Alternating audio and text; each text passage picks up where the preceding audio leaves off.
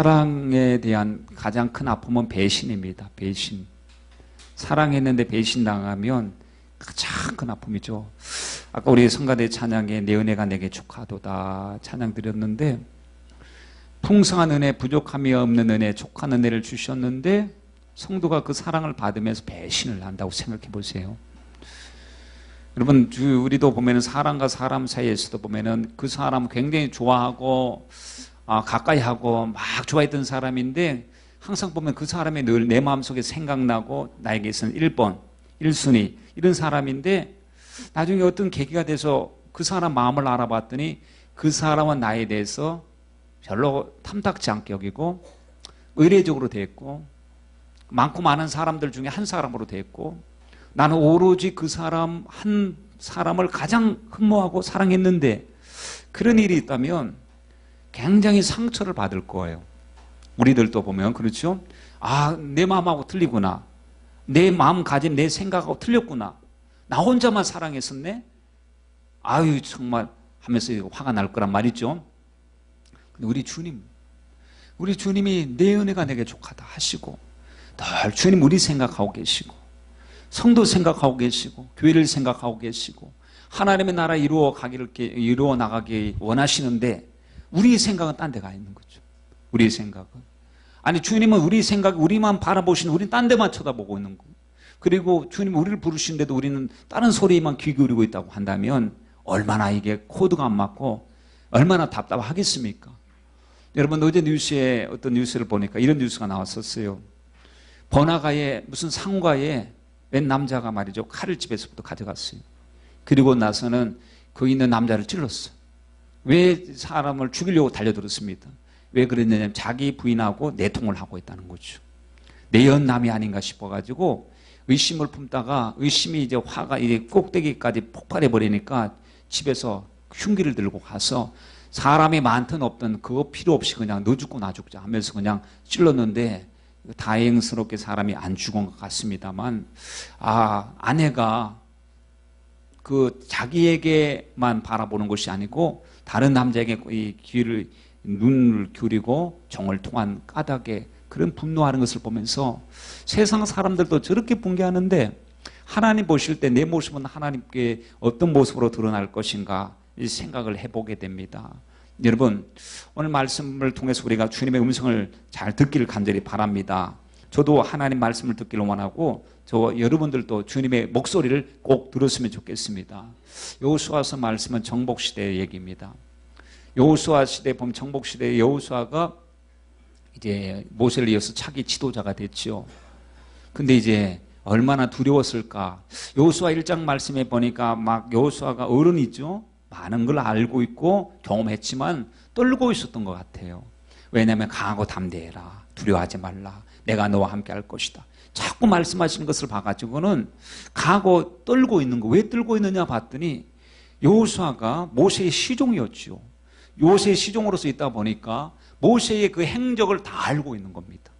산꼭대기 올라갈 때, 시내산에 올라갈 때도 같이 올라가 중턱에 있었고, 그리고 여호수아가, 모세가 회막에서 돌아올 때 회막을 떠나지 않고 회막을 지키고 있었고, 한마디로 오늘날로 말하면 비서실 직원처럼, 실장처럼 겉을 떠나지 않고 그림자처럼 따라다녔습니다.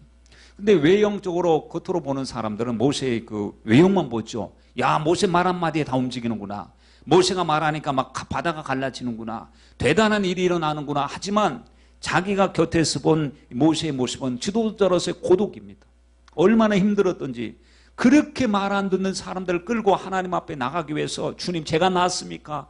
어찌하여 저로 하여금 저들을 돌아보게 하십니까? 저들이 얼마나 원망불평합니까? 이제는 하나님 양식을 주시는데도 고기를 달라 하온들 이걸 어떻게 합니까? 할 정도로 정말 많은 스트레스를 받았던 모세였습니다. 그래서 남들은 평안히 잘 때 모세는 밤잠을 잘 수 없었고 하나님 앞에 눈물로 기도하면서 지쳐왔던 그 지도자의 모습을 그 누구보다도 여호수아가 다 보았던 것이죠.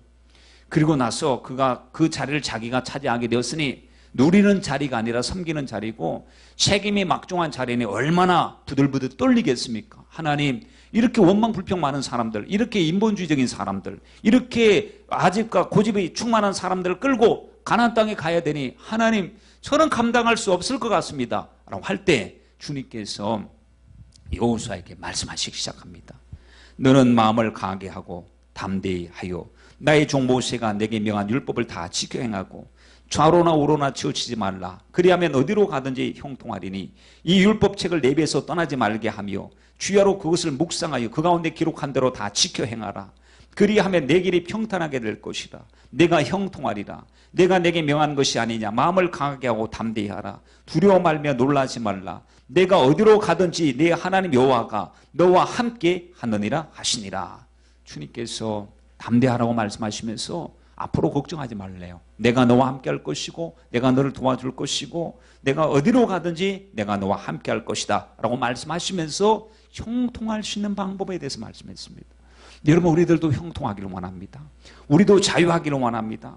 우리도 정말로 이 약속의 주인공이 되기를 원합니다. 그러면 오늘 말씀을 통해서 어떻게 형통하느냐? 말씀 앞에 서라는 겁니다. 말씀을 묵상하라는 거예요. 그리고 그 말씀을 묵상하여 기록한 그 가운 모든 기록한 것을 지켜 행하라. 말씀과 동행하라. 그리하면 말씀이 책임져 주실 거라는 겁니다. 주님은 하나님은 말씀이시죠.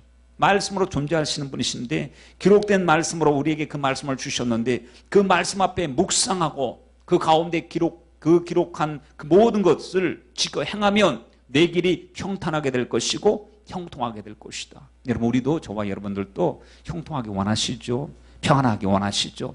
그럼 우리가 뭘 해야 되겠습니까? 우리도 말씀 앞에 서야 될 줄 믿습니다. 하나님, 예배 시간에 말씀 앞에 섭니다. 오직 주님의 말씀 듣고 하나님 음성을 듣고 회개도 하고 다짐도 하고 결심도 하고 믿음의 굳건히 설 수 있도록 말씀 앞에 서게 하여 주옵소서. 이스라엘 백성들이 문제를 만났을 때마다 이기게 하셨습니다. 전쟁할 때마다 자기들의 힘과 노력으로 한 것이 아니고 하나님이 싸워주셨습니다. 여러분, 전쟁은 누구에게 속한 것이라고 했지요? 하나님께 속한 것이라고 했습니다. 다윗이 골리앗 앞에서 강력하게 외친 그 고백을 여러분 기억하십니까? 너는 칼과 창과 단창으로 내게 오지만 나는 내가 모독하는 이스라엘 군대의 하나님의 이름으로 내게 가노라. 오늘 여호와께서 너를 내 손에 붙이시리니 내가 너를 쳐서 내 머리를 베고 블레셋 군대의 시체로 오늘날 공중의 새와 땅의 들짐승에게 주어 온 땅으로 이스라엘의 하나님이 계신 줄을 알게 하겠고 또 여호와의 구원하심이 칼과 창에 있지 아니함을 이 무리로 알게 하리라. 전쟁은 여호와께 속한 것인즉 그가 너희를 우리 손에 붙이시리라. 여러분, 우리를 보면 주위를 보면 하나님 의지하는 것보다도 현실의 종이 되어서 부들부들 떨고 있는 그들의 모습을 보면서 다윗은 어린아이였지만 전쟁의 승패는 하나님께 있습니다. 하나님께서 이기게 해주실 줄 믿습니다. 그래서 여호와의 구원하심이 창과 칼에 있지 아니함을 이 무리들로 알게 하겠습니다 라고 고백을 했는데 여러분, 주님이 개입하시니까요 이겼어요. 여러분, 우리 삶 속에 주님이 개입해 주셔야 될 줄 믿습니다. 상황적으로 보면 불가능해 보이죠. 어려워 보이죠. 그러나 주님이 개입하시니 여리고성이 무너졌습니다. 여리고성을 여러분 어떻게 우리가 점령했습니까? 주님 말씀대로 하신 대로 주님이 말씀하신 대로 순종했더니 끝까지 순종했더니 주님이 이기게 해주셨어요. 이해가 되지 않죠? 하나님, 전쟁인데 어떻게 해서 성만 돕니까? 비무장으로 무장하지 않은 채로 이렇게 돌다가 기습 공격 당하면 죽지 않겠습니까? 하는 자신의 생각들도 있었지만 자신의 생각이 아니라 오직 하나님을 바라보면서 하나님이 말씀하신 데는 의도가 있으실 것이다. 우리는 그 말씀 앞에 순종해야 될 것이다. 주님의 말씀대로 순종할 테니 주님께서 책임져 주시고 역사하여 주옵소서. 순종했더니 역사가 일어났습니다. 끝까지 순종했더니 여리고성이 무너졌고 하나님이 정복해 주시고 함락의 은혜를 허락해 주실 줄 믿습니다. 그런데 아이성은 어떻게 됐습니까? 만만해 보이는 겁니다. 왜냐하면 계산해봐도 별것 아니에요. 여리고성까지 무너뜨렸으니까 아이성 정도는 그냥 한 주먹감도 되지 않는다 생각하고 한 2~3천 명만 올라가도 충분합니다 하고 이렇게 만만하게 올라갔다가 된통당했지요. 그리고는 패배의 아픔을 겪었습니다. 나중에 보니까 왜 패배를 겪을 수밖에 없었느냐? 숨겨진 아간의 죄 때문이었음을 알게 됩니다. 여러분, 이 죄가요 하나님의 역사를 가로막아버린 것입니다. 그렇게 하나님께서 싸우게 하신 전쟁을 이제 드디어 가나안 전쟁에서 하게 되는데 장장 5년에 걸쳐서 싸움을 하기 시작하는데 가나안의 왕들을 가운데 대부분을 차지하는데 33명의 왕들을 신멸하게 됩니다. 그리고 나서 여호수아서 13장에 보면 드디어 하나님께서 여호수아에게 말씀하신 장면이 나옵니다. 여호수아가 나이가 많아 늙음에 여호와께서 그에게 이르시되 너는 나이 많아 늙었고 얻을 땅에 남은 것은 매우 많도다.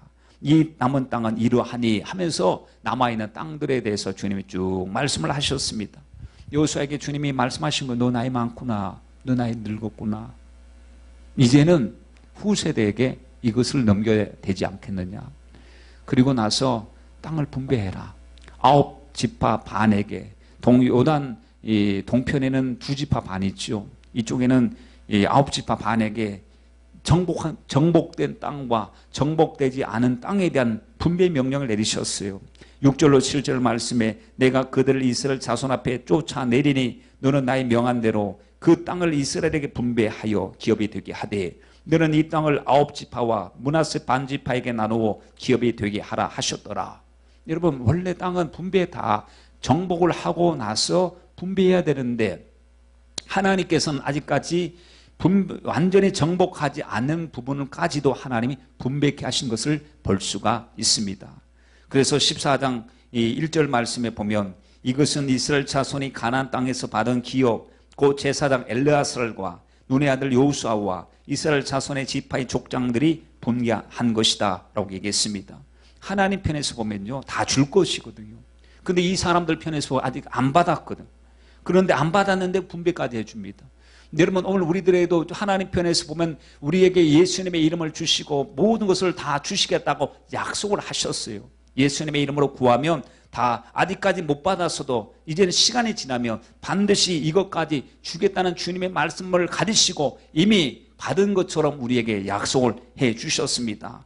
그래서 하나님 편에서 보면 앞으로 줄 땅이니 믿음으로 발바닥으로 밟으면서 후손들 대를 이어서 취하라고 말씀을 하고 계십니다. 여러분, 여기서 우리가 깨닫는 말씀은 하나님의 일은 나 혼자 하는 게 아니구나. 덤으로 하는 것이구나. 함께 하는 것이구나. 그리고 대를 이어서 충성하는 것이구나. 여러분, 하나님의 일은 계속해서 우리가 자자손손 하나님의 뜻을 이어서 계승하고 발전시켜 가야 될 줄 믿습니다. 디모데후서 2장 2절 말씀에 내가 많은 증인들 앞에서 내게 들은 바를 충성된 사람에게 부탁하라. 저희가 또 다른 사람을 가르칠 수 있으리라 이렇게 말씀하셨어요. 여러분, 이 말씀의 의미가 무엇이냐면요, 바울이 디모데에게 말씀을 하는 겁니다. 디모데야, 내가 너에게 하는 말을 많은 사람에게 가르쳐라. 그러면 그 사람들이 또한 다른 사람들 만나서 그 복음을 전하게 될 것이다. 그래서 바울이 디모데에게, 디모데가 많은 사람이 또 다른 사람에게 충성된 일꾼들에게 계속해서 말씀이 전파될 때마다 하나님의 말씀은 끝나지 않고 대리어서 주님 오실 때까지 계속 증거될 것을 말씀을 하고 계십니다. 여러분, 하나님의 거룩한 사명은 계승되어져야 하겠습니다. 사명의 유업을 우리는 이어가야 됩니다. 우리 가정들마다 믿음의 부모님들이 이렇게 말했으면 좋겠습니다. 사랑하는 아들, 딸들아, 우리 가정은 주님께서 복을 주신 가정이다. 엄마 아빠가 예수 그리스도를 믿은 지는 얼마 늦지막하게 예수를 믿었지만 하나님께서 긍휼을 베풀어 주셔서 예수 알게 하시고 천국의 소망을 두게 하시고 하나님의 일꾼의 가정이 되게 하셨으니 이제 이것이 우리 자식들을 통해서 그대로 이어가야 될 하나님의 유업이다. 아빠처럼 믿어라. 아빠처럼 엄마처럼 신앙생활 정말 신본주의 가지고 믿음생활 잘했으면 좋겠다. 하나님을 가장 무서워할 줄 알아야 되고 사람 눈치 보지 말고 하나님 눈치 볼 줄 알아야 되고 인생의 승패는 다른 데 있지 않다. 하나님의 말씀 앞에 꼭 순종해야 되고 하나님께서 붙잡아 주셔야 우리 인생이 성공할 수 있다. 절대로 세상에 유혹당하지 말고 아무리 바쁘더라도 예배생활 중심으로 살고 믿음으로 살아야 된다 하고 우리 부모님들이 시시때때로 자녀들에게 말할 때마다 여러분 하나님의 말씀을 대언해주고 하나님의 심정으로 이야기해주는 부모님이 될 때 그런 말씀을 가지고 듣는 자식들이 하나님, 저도 우리 부모님처럼 믿음으로 바로 살겠습니다. 하나님 우리 가정을 통해서 계획하신 거룩한 뜻을 온전히 이루게 하여 주시옵소서 하고 영적인 말씀을 가지고 우리가 각성을 하고 각인을 하고 믿음 앞에 굳게 서지 않겠습니까? 그런데 부모님이 인본주의예요. 아유, 바쁘면은 그 예배 빠질 수 있는 건 당연한 것이고, 피곤하면 뭐 기도 안 할 수도 있는 것이고, 너는 지금 공부해야 될 때니까 나중에 너는 예배 드려도 되고, 이런 식으로 잘못 교육시키면, 여러분 우리 지난주에 말씀을 함께 나누지 않았습니까? 때가 중요한데 마귀는 나중에도 얼마든지 시간이 있어. 지금 다급하게 다그치지 마. 아이에게도 자존심 있고 인격 있고 아이의 시간 활용도 필요하니까 나중에 되겠지. 지금은 공부할 때니까 나중에 되겠지 싶었죠. 그런데 그 시간을 그냥 슬쩍 지나고 나고 관심 기울이지 않고 하나님 앞에 집중하지 못했을 때 그 나머지 이후에 그가 대학에 가고 난 다음에 그의 삶이 어떻게 되었는가? 하나님 모르는 사람으로 전락해버리고 이제는 반기독교의 서클에 들어가서 이제 오히려 복음에서 멀리 떨어져 버린 그런 사람이 된 경우를 말씀드렸습니다. 여러분 우리가 본을 보여야 됩니다. 아, 예배 저렇게 드려야 되는구나. 기도 저렇게 드려야 되는구나. 내게 있어서 주님이 주신 은혜는 값진 은혜야. 정말로 힘들고 어려워도 나는 예수 편에 서야 돼. 정말 주님 앞에 섰을 때 많은 사람들이 주님의 보좌 앞에 섰을 때 나보다 더 믿음이 뛰어난 사람들이 대단히 많을 텐데 그때 부끄러운 믿음을 가지고 주님 앞에 선다면 내가 어떻게 주님의 얼굴을 볼 면목이 있을 것이냐. 순교는 못할지언정 순교하는 심령으로 주님 앞에 서야 될 텐데 이것 못해서 이것 때문에 하나님 앞에 넘어지고 저것 때문에 넘어진다면 여러분 얼마나 주님 앞에 우리가 부끄러운 신앙생활이 되겠습니까? 여러분 우리 자녀들에게 바른 주일 성수 가르쳐야 됩니다. 그리고 바른 감사 생활을 가르쳐야 됩니다. 예물 드리는 것을 가르쳐야 됩니다. 항상 주님이 최우선이라는 것을 가르쳐야 합니다. 믿는 자에게 주는 유산은 여러분 아파트를 남겨두고 부동산을 넘겨주고 하는 것이 아닙니다. 은행 잔고를 남겨주는 것만이 아닙니다. 더 중요한 것이 있습니다. 신앙을 가르쳐 주어야 될 줄 믿습니다. 그래서 부모와 자녀의 사이에서는 얻을 땅에 남은 것을 계속 상기시켜 줘야 됩니다. 얻은 것이 있다. 그러나 얻을 것이 있다. 아직까지 쟁취하지 못한 것이 있다. 하나님이 약속으로 주셨다. 우리 발바닥으로 밟아가자. 반드시 지금은 안 됐지만 앞으로 반드시 될 것이다. 하나님이 되게 해주실 것이다. 내 몫으로 주신 것을 하나님 앞에 우리 함께 누리는 주인공이 되자라고 여러분 동기부여할 수 있는 저와 여러분이 되시길 바랍니다. 가나안 정복 시대 1세대가 지나갑니다. 여호수아 시대, 갈렙 시대가 지나가요. 언젠간 지나갈 수밖에 없잖아요, 여러분. 그렇죠? 그러니 여러분 우리가 지나가요. 갑작스럽게 우리 세대가 또 지나갈 수도 있어요. 어제 뉴스에 보니까 이 아빠하고 밤낚시를 갔대요. 밤낚시를. 그러니까 16살 먹은 아들하고 밤낚시를 밤낚시 가고 얼마나 좋겠어요. 이제 아빠하고 밤낚시를 간다. 갔는데 뭐에 그 고기 잡는 거 건져 갖고 오라고 했는데 건지러 간 아이가 안 돌아오더래. 이 아이가 왜 무슨 일인가 밤이니까 껌껌하니까 가서 보니까 물에 빠져 있었나 봐요.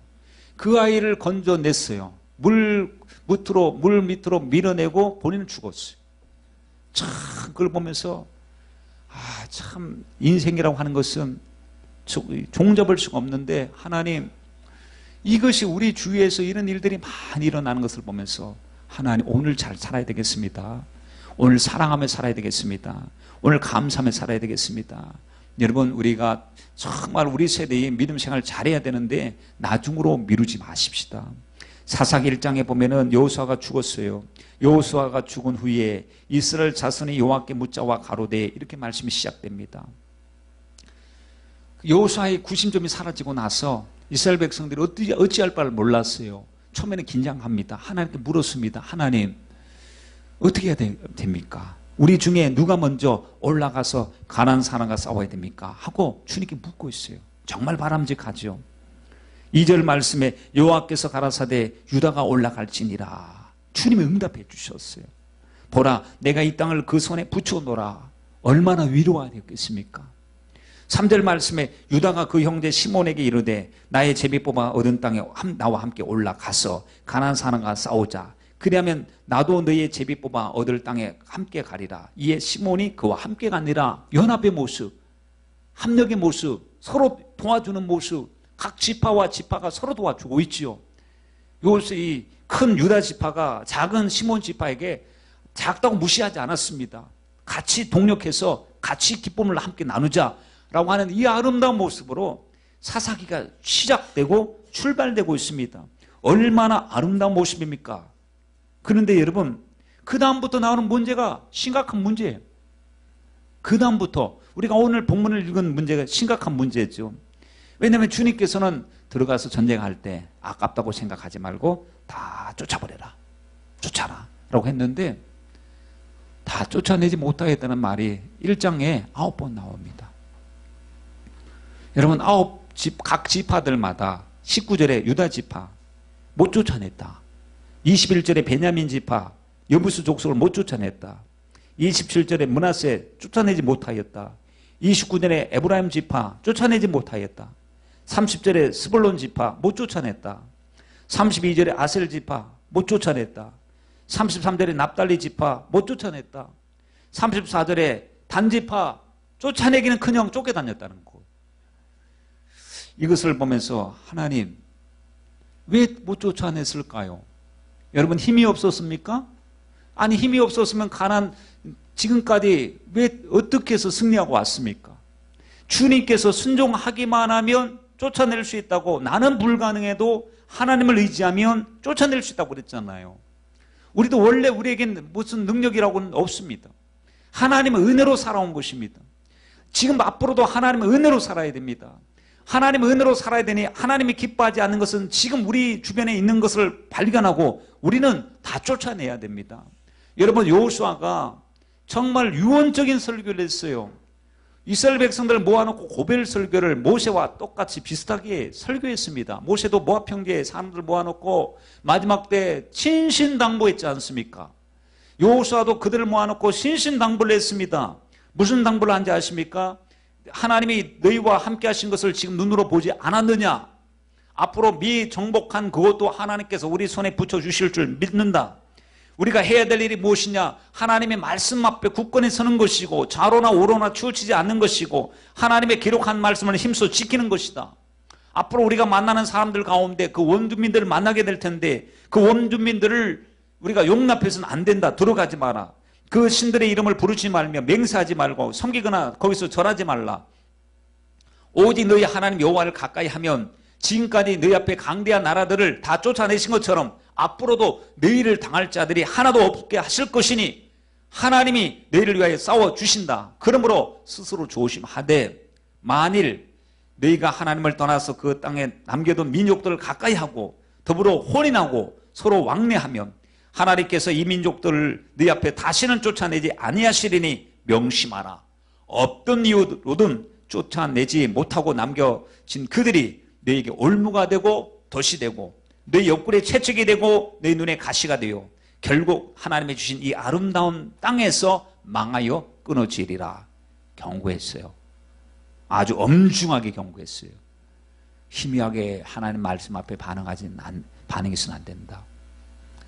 지금 이스라엘 백성들이 여러분 이 가나안 땅까지 들어오는 과정 속에서 얼마나 아픔이 있었습니까? 광야에서 얼마나 많은 불순종이 있었습니까? 얼마나 많은 불신앙이 있었습니까? 그런 것을 몸으로 그대로 체험했던 이 여호수아가 신세대를 향해서 제발 하나님 말씀 앞에 굳건히 서기를 그렇게 당부하고 또 당부했는데 우려했던 일이 생겼다는 거. 안 쫓아냈다는 거예요. 왜냐하면 여러분 버거워서 안 쫓아내는 것이 아니고 믿음이 없어서 못 쫓아낸 겁니다. 이스라엘 백성들이 왜 원주민을 못 쫓아내었을까? 몇 가지 이유를 생각해 보게 됩니다. 첫 번째는 이유가 철병거래요. 철병거. 여러분 19절 말씀에 보면 여호와께서 유다와 함께 하신 고로 그가 산지 거민을 쫓아내었으나 골짜기 거민들은 철병거가 있으므로 그들을 쫓아내지 못하였으며 상대방이 뭘 가지고 있습니까? 철병거. 철병거라고 하는 것은요 최신식 무기예요. 쉽게 말하면 아주 값진 최신식 무기를 갖고 있어요. 우리가 가지고 있는 것은 별것도 없는데 너무나 강력한 무기를 갖고 있으니 기 죽어버린 거, 주눅 들어버린 거예요. 주님이 함께하고 계시는데 여러분 이게 뭐예요? 불신앙 아닙니까? 하나님만 의지하고 그들이 무엇을 가지고 있든 간에 하나님을 의지하고 믿음으로 행동해야 되는데 보는 것에 기죽어서 기선을 지압당하고 말았으니 여러분 이것이 하나님 보실 때 아니 너는 철병거가 크냐 내가 크냐 물으실 때 너가 지금 당하는 문제 여러분 저와 여러분 지금 당하는 문제가 있잖아요. 마치 하나님의 백성인 우리들이 정복해야 되는데 상대방이 철병거를 가지고 있어요. 기가 죽는 거야. 왜냐하면 말씀과 현실 앞에서 우리가 현실을 선택하는 거. 우리가 말씀을 선택해야 되는데 그러니 기가 죽어요. 여러분 다윗이 골리앗 앞에서 기가 죽었습니까? 아닙니다. 하나님을 더 크게 보았잖아요. 그가 다윗이 가지고 있는 게 철병거예요. 한마디로. 아니 골리앗이 가지고 있는 것이. 그런데 너는 칼과 창과 단창으로 내게 오지만 철병거로 내게 오지만 나는 만군의 여호와의 이름으로 내게 간다라고 하면서 담대하게 나갔습니다. 여러분 우리가 이 이유를 달 수 없는 것은요. 하나님 환경이 어려웠기 때문에 상황이 여의치 않았기 때문에 순종할 수가 없었어요. 주님 또 우리 편에 우리 심정이 돼보세요. 간담이 서늘합니다. 이건 몸이 움직이질 않아요. 사시나무 떨듯이 부들부들 떨립니다. 어떻게 합니까? 주님께서 뭐라고 하실까요? 너는 세상의 것만 의존하고 나를 믿지 못한 까닭이 아니냐라고 말씀하지 않겠습니까? 여러분 저는 이 철병거라고 하는 단어 속에서 다른 각도에서 한번 생각해 보게 됩니다. 이 철병거가 뭐냐면 너무 호감이 가고 너무 매력적이고 너무 좋은 것 그래서 포기할 수 없는 것. 이스라엘 백성들이 가는 전쟁은요 영적 전쟁과 똑같았어요. 그래서 전쟁터에 들어가서 가나안 족속들과 싸울 때요 그들 것을 가지고 있어서도 안 되고 다 제거하고 남녀노소 할 것 없이 양염소 할 것 없이 무조리 다 불살라서 제거해야만 했습니다. 그런데 철병거를 보니까 그건 버리기 아깝. 그것은 포기 못해. 너무나 가치가 있는 것. 그래서 여러분 오늘 또 보면은 우리가 그토록 소망했던 철병거는 포기 못해. 다른 건 다 내려놔도 하나님 나는 철병거는 포기 못하겠습니다. 예전에 어떤 영상을 보는데 어디 유튜브에서 봤는지 어디서 봤는지요. 영상을 보는데요. 불법으로 그 자동차인지 오토바이인지 하여튼 아마 오토바이였던 것 같아요. 폭주했던 오토바이들을 다 수거했어. 그리고 광장에다 다 모아놨어요. 그 오토바이 보니까 막 비싼 오토바이고 막 그냥 이거 하나 가지고 탔으면 좋겠다 싶을 정도로 아주 매력적인 오토바이가 굉장히 많이 쫙 쏴놨는데 거기서 이제 큰 뭐라고 할까요? 트랙터 같은 거 큰 거 바퀴가 얼마나 큰지 바퀴가 막 사람 등치보다 더 큰 이 바퀴로 올라타기 시작하는 거예요. 갈아엎는 것처럼 위로 그냥 타고 넘어가는 거. 그러니까 그 밑에 있는 값진 것이 다 막살이 나는 거. 얼마나 아까운지 그걸 보면서 하여튼간 단호하게 불법을 대처하는 것은 이해는 하겠는데 하나 슬쩍 해놓고 그냥 타고 다니면 얼마나 좋을 것 같은지 그런 마음 아시죠? 여러분 어떻게 짝퉁들이 밀수하고 몰래 들어오다가 이 세관에 딱 걸리잖아요. 그럼 그거 어떻게 처리하죠? 짝퉁인데 다른데 헐값으로 다른 데 가서 다 처분합니까? 바겐세일 합니까? 어떻게 처분해요? 불태워버리 그렇게 아까운 걸? 불태운다는 소식을 듣고 나서 마음이 좀 이상하더라고요. 그렇게 좋은 건데 그냥 본품이 아니더라도 그냥 하나 쓱 쓰면 안 돼? 이게 뭐예요? 속에서 일어난 탐욕. 저와 여러분 마음은 똑같을 것 같아요. 그렇죠? 근데 이 철병거가 그런 것 같아요. 아니 하나님 다 정복하고 다 때려 부시는데 그거 때려 부시는 거는 이거 갖다 팔면 얼만데 안 되지 않겠습니까? 하고 현실 앞에서 우리가 갈등을 느낍니다. 현실 앞에서. 그래서 못 쫓아내요. 주님께서 너 그거 다 쫓아내라고 하는데 주님 세상에 나가면 이거 못 구해서 안 달라는 사람들도 많은데 안 됩니다. 그런데 여러분 하나님을 말씀을 더 크게 받아들여야 돼요. 우리 현실과 우리 감정이나 우리 상황보다도 하나님을 경험하고 우리는 하나님의 편에 서야 될 줄 믿습니다. 그리고 이런 고백 하나님 한 분이면 좋게요. 정말 갈등이 심해요. 그러나 주님 눈 딱 감아버리고 주님 편에 설게요. 주님이 책임져 주세요. 우리 인생 가운데 하나님께서 복을 주시길 원합니다. 라고 하면 주님이 우리 믿음을 보시고 너가 그렇게 가치 있고 그렇게 귀중하게 여겼던 것을 내려놓았구나. 내가 주인 삼은 모든 것 내려놓고 참되신 주께 돌아와. 이 찬송의 고백이 이런 고백입니다. 내가 이전에 자랑 삼고 주인 삼았던 모든 것을 다 내려놓고 주님께로 돌아가듯이 여러분 포기하지 못한 것 말씀 앞에 순종하고 딱 내려놓으시길 바랍니다. 넘어서지 못한 철병거를 믿음으로 넘어서길 바랍니다. 여러분 순종하지 못한 이유 두 번째가 적당히 타협하기 때문에 그래요. 타협주의가 얼마나 무서운지요. 적당주의가 얼마나 무섭습니까? 여러분 신앙은 적당히 해야 됩니까? 신앙은 타협해야 됩니까? 주님이 그렇게 말씀하셨습니까? 아닙니다. 그렇게 말씀하신 적이 없어요. 적당히는 안 된다고 했습니다.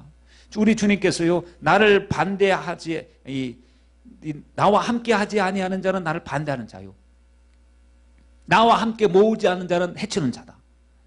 이 얘기가 무슨 말씀이십니까? 여러분 주님은 적극적으로 주님 편에 서기를 원하고 계시고 희미하게 뜨뜻미진하게 신앙생활하는 것이 아니고 열심을 품고 주님을 섬기기를 원하고 계십니다. 그런데 사람들이 왜 타협하는지 아십니까? 이익 때문에 그렇습니다. 여러분 의사가 수술하다가 적당히 수술합니까? 의사가 암 수술을 하다가 수술을 힘들다고 피곤하다고 적당히 하고 나왔어요. 12시간 걸려야 될 암 수술이 5시간 만에 끝나고 나왔어요. 그래서 왜 이리 빨리 끝내고 나왔습니까? 했더니 이거 피곤해서 적당히 했습니다. 예? 암세포는 다 제거했습니까? 그것도 적당히 제거했어요. 한 반 제거했을 거예요. 아니면 한 90%하고 10%만 남겨놨으니까 그만큼한 게 얼마입니까? 감사한 줄 아십시오. 그리고 만약에 나오면 여러분 의사를 보고 아이고 고맙습니다.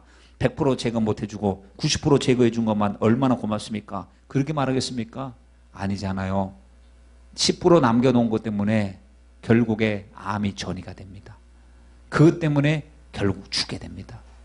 수술은요 적당히 수술하면 안 돼요. 어떤 경우는 손 쓸 수 없을 정도로 그런 악화된 경우도 있지만 손 쓸 수 있을 때 여러분 어떤 희생을 감수하고라도 암세포가 제거되듯이 우리 속에 있는 죄악의 암세포가 제거되어야 될 줄 믿습니다. 여러분 왜 타협하느냐? 이익 때문에 그래요.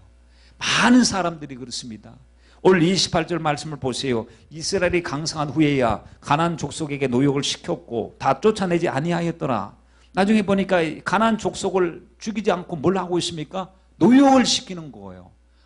종으로 부리니까 얼마나 좋은지 모르죠. 자기들이 옛날에 노예 생활할 때 그렇게 당했고 어려운 시간을 보내왔는데 이젠 드디어 우리가 길을 잡은 거예요. 이제는 우리가 종살이가 아니라 종을 부릴 수 있는 그러한 기회가 되었으니 이제 자기가 안 하고 남을 시키니 얼마나 필요하겠습니까? 여러분 이거를 우리가 거절해야 됩니다.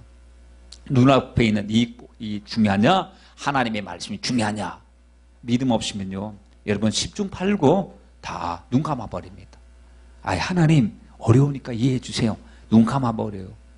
주님께서도 그러면 주님이 우리를 바라보시고 혹시 눈 감아버릴 수 있어요. 나도 모르겠다. 너가 내 말을 그렇게 엉망으로 여기는데 나도 신경 쓰지 않겠다. 여러분 이 아름다운 땅에서 멸한다고 분명히 경고를 하셨죠. 사람을 움직이는 것이 무엇이죠? 생각입니다. 생각이 변해야 됩니다. 육신의 생각은 망합니다. 영적인 생각을 가져야 되는데 우리가 영적인 생각을 가지기 위해서는 여러분 입력이 잘 돼야 됩니다. 컴퓨터도 입력되면 출력이 되잖아요. 여러분 하나님 말씀이 머릿속에 입력이 돼야 되잖아요.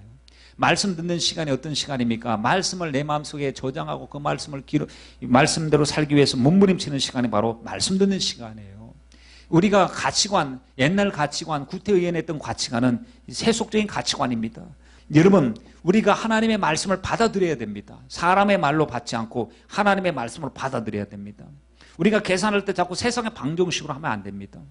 세상의 방정식으로 하면 부스러기가 나오거든요. 부스러기 맛이 있어요 또. 그래서 이 맛에 길들여지면 신앙생활이 점점 위축되고 신앙생활이 형식으로 흘러가고 믿음의 힘은 없어지고 주님이 내 안에서 말씀하신 대로 살아야 되는데 사사시대처럼 자기 소견대로 살아갑니다. 내가 생각하기에는 우리가 생각하기에는 소견을 말하고 주장하게 되는데 여러분 말씀 들을 때마다 우리가 정상적인 과정이 어떤 과정이냐면 말씀 들을 때마다 아하 큰일 났구나 이런 생각이 들어야 됩니다. 하나님, 말씀 들을 때 찔립니다. 꼭 목사님 나보고 나 들으라고 하는 말씀 같습니다. 왜냐하면 말씀으로 주님이 수술해 주시니까. 말씀으로 나의 잘못된 부분을 주님 도려내시고 암덩어리 같은 잘못을 걷어내시길 주님이 원하시니까 말이죠. 여러분, 그때 때때로 우리가 이 감정이 있기 때문에 속에 마귀가 속에서 자존심을 발동하게 만듭니다. 야, 목사님이 나 들으라고 한다. 말씀으로 날 친다. 막 이렇게 마귀가 막 듣도록 막 욕사하죠. 여러분, 믿음의 사람은 주여 말씀하시옵소서. 주의 종이 듣겠나이다. 오늘 중요한 것은, 제 감정보다 더 중요한 것은 하나님 말씀을 통해서 내가 깨달아지고 변화돼야 됩니다. 말씀을 버리면, 말씀에서 떠나면 나는 소망이 없습니다. 주님 말씀을 주시옵소서 하고, 여러분 이 말씀을 들으려고 하고 말씀 앞에 순종할 때 기적이 일어날 줄 믿습니다. 여러분, 이스라엘 백성들 보세요. 가나안 땅까지 와서 오는 과정이 얼마나 우여곡절이었습니까? 그 광야에서 그렇게 아픔을 경험했던 것도 불순종 때문이었는데, 그런 아픔을 겪고 나서도 가나안 땅에 들어와서 또다시 똑같은 일을 반복하고 있으니 여러분 얼마나 힘들겠습니까? 신앙 방황을 끝내고 우리가 축복을 시작을 해야 되는데, 믿음의 선배들이 목숨 걸고 싸운 공동체가 당시대에 살아가고 있는 이 믿음의 사람들의 불순종 때문에 또다시 깊은 혼돈의 소용돌이에 빠져들어가고 있는 것을 우리가 보게 됩니다. 여러분, 우리가 열심을 내지 않고 껴있지 않으면 마귀가 우리를 볼 때요 참 안심할 겁니다. 오늘 본문에 보면 27절 말씀에 므낫세 지파가 어떤 지역을 공격을 했는데 쫓아내지 못하였다 하는 말씀이 계속 나오죠. 마을들의 주민들을 쫓아내지 못하며 가나안 족속이 결심하고 그 땅에 거주하였더니 그랬습니다. 여러분, 가나안 족속이요 안 떠나가려고 결심한대요. 귀신을 쫓아낼 때 보면 그렇잖아요. 너는 왜 이 사람 속에 들어가 있느냐? 빨리 나가라. 예수님이 이 사람을 사랑한다. 이미 하나님의 백성이다. 하나님의 자녀다. 나가라 하면은 안 나간대.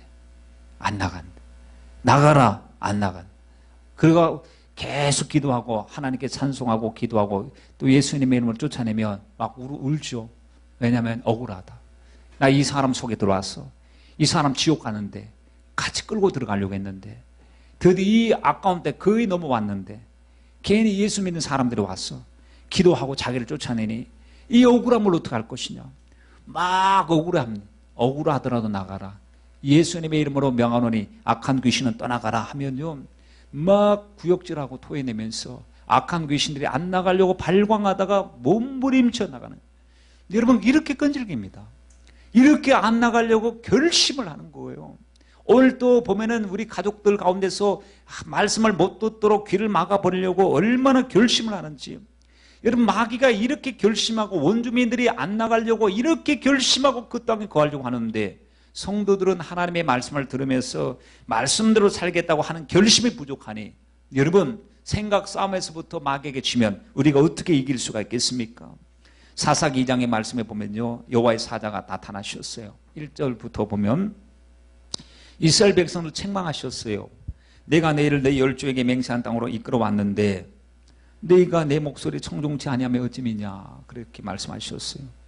내가 그들을 너희 앞에서 쫓아내지 아니하리니 그들이 너희 옆구리에 가시가 될 것이며 그들의 신이 너희 올무가 되리라. 이 말씀을 들을 때 이스라엘 백성들의 반응이 어땠습니까? 성경의 반응이 뭐라고 나오죠?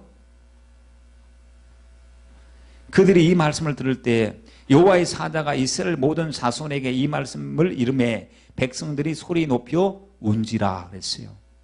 아이고 큰일 났구나 울었대는 거예요. 왜 하나님 말씀을 불순종하느냐 했을 때 울기 시작했어요. 그런데 나중에 우리가 말씀을 보면은 왜 울었는지 모르겠어요. 우리도 말씀 들을 때 울기도 하죠. 말씀 들을 때 찔리기도 하죠. 근데 다시 시간이 지나면 바로 다시 제자리로 돌아와요. 이스라엘 백성들도 이 하나님의 사자의 경고에 대해서 말씀을 듣고 소리 높여 울었는데 생활이 변화되지 않았습니다. 어처구니 없는 일입니다. 여러분, 우리는 정말로 감정으로 동의했으면 의지적인 결단으로 하나님의 말씀 앞에 온전히 순종해야 될 줄 믿습니다. 작은 것 조심하십시다. 아직까지 쫓아내지 않은 거, 여러분 우리 안에 주님께서 거룩하신 주님이 다스리고 아직 미정복지 같은 그런 약속들을 우리를 통해서 이루기를 원하셨어. 주님께서는 가서 싸우라고 주님이 말씀하고 계시는데도 내 속에 아직까지 우리가 쫓아내지 않는 것에 대해서 전혀 관심도 없고 몸부림도 없고 하나님 앞에 간절히 갈망하는 갈망이 없다면 여러분 이 모습 속에 우리가 정치하고 있는 것은 아닐까요? 힘들다고 밀어놓고 아깝다고 남겨두고 별거 큰 것 아니라고 방치했던 죄악들이 결국에 옆구리에 가시가 되어서 눈에 가시가 되어서 괴롭히는 날이 온다고 했는데 하나님, 우리들은 우리 소견으로 살지 말게 하시고 우리 가운데에 있는 아직까지 해결되지 못한 이러한 부분들을 다 쫓아내게 하여 주시옵소서. 여러분 우리 말씀 들으면서 우리 주변 우리 가정을 생각해 보면서 쫓아내야 될 것이 무엇인지 한번 생각해 보십시다. 골로새서 3장 5절로 6절 말씀에 그러므로 땅에 있는 지체를 죽이라. 곧 음란과 부정과 사욕과 악한 정욕과 탐심이니 탐심은 우상 숭배니라. 이것들을 인하여 하나님의 진노가 임하니라 라고 했습니다. 여러분 뜨뜻미지근해서는 안 됩니다. 놀라운 사실을 여러분 아십니까? 주후 7세기경에 중국에 기독교의 분파, 기독교가 들어갔어요. 그러니까 600년 당나라 시대, 당태종 때 당나라 시대에 기독교가 당나라에 들어갔다는 거. 그때 복음화가 되고 그것이 우리나라에 영향력을 미쳤다면 복음이 훨씬 더 빨리 전파됐을 거예요. 그런데 그때 들어간 복음이 흐지부지하게 끝나고 말았어요. 그때의 한 분파 이름이 경교입니다. 경교인데 경교가 들어가서 한 일이 무엇이냐 봤더니 그 권력자들과 결탁하고 도교와 불교와 같이 손잡고 복음의 분명한 원색적인 복음은 사라지고 타협하고 희석되고 혼합되고 그래서 종계 종고라고 사람들 눈치를 봐야 된다고 권력자들 눈치를 봐야 된다고 손을 잡으니까 우선 너무너무 편했어요. 너무너무 편하다가 처음에는 많이 번성을 하게 됩니다. 그래서 사람들이 야 새로운 종교 경교가 있는데 참 괜찮겠구나 하고 왔는데 나중에 그 생명이 길지 않고 완전히 망하고 말아버렸습니다. 왜냐하면 그 속에 혼합주의 하나님의 말씀대로 살려고 하는 몸부림보다도 세상과 야합하고 혼합하고 희미하게 예수님을 믿었기 때문에 생명력을 잃어버리고 복음이 와야 되고 만 것을 우리가 볼 수가 있습니다. 여러분 하나님께서 오늘 이 말씀을 통해서 우리에게 주신 음성을 한번 들어야 될 줄 믿습니다. 주님께서 말씀하실 것입니다. 지금 영적인 전쟁에서 아직까지 해결하지 못하고 여전히 과부로 남겨놓고 쫓아내지 못하고 맨날 힘들어서 못 쫓아냅니다. 아까워서 못 쫓아냅니다. 이것 버리면 먹고 살기 힘듭니다. 라고 하는 것이 무엇이냐? 먹고 사는 문제, 건강한 문제, 생명에 관한 문제 누가 주관하느냐? 내가 너희들이 그렇게 생각하는 것보다 내 능력이 그렇게 축소되고 약화되었느냐? 과연 너는 나를 믿는 사람들이냐?